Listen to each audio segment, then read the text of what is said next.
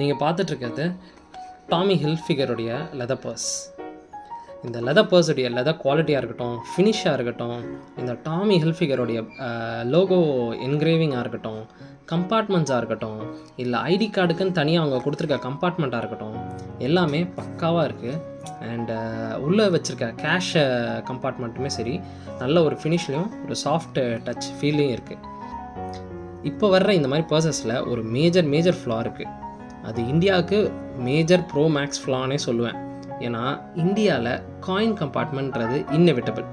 At least இன்னும் கொஞ்ச நாளைக்காவது சொல்லுவேன் நான். காயின் கம்பார்ட்மெண்ட் இல்லாமல் நம்ம எங்கே போய் ஷாப்பிங் பண்ணாலும் அந்த சில்லறையெல்லாம் எடுத்து ஒன்று இங்கே இல்லை கார்டு கம்பார்ட்மெண்ட்டில் எங்கேயாவது போட வேண்டியதாக இருக்குது. அது கண்டிப்பாக நம்ம வந்து எதிர்பார்க்காத நேரத்தில் பர்ஸ்லேருந்து சரன்னு விழுது. ஸோ அது ரொம்பவே வந்து ஒரு அனாயிங்கான ஒரு என்ன சொல்கிறது, சம்டைம்ஸ் வந்து இந்த பர்ஸை போட்டு உட்காரக்கூட முடியல, அந்தளவுக்கு பல்ஜ் ஆகிடுது காயின்ஸ் எல்லாம் வச்சாலே.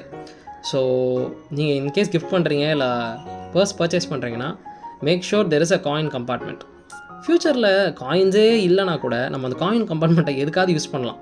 சிம் கார்டு போடுறதுக்கோ இல்லை சின்ன திங்ஸ் ஏதாவது போடுறதுக்கோ சேஃப்டியாக வச்சுக்கிறதுக்கோ யூஸ் பண்ணலாம்.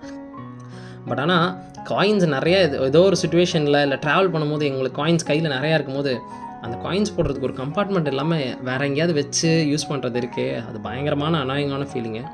So good purse, but coin compartment is a mandatory in India. So நீங்கள் இன்கேஸ் இந்த பர்ஸ் வாங்குறீங்கன்னா காயின் கம்பார்ட்மெண்ட் இருக்க மாதிரி பர்ஸாக பார்த்து வாங்க. Thank you, bye bye.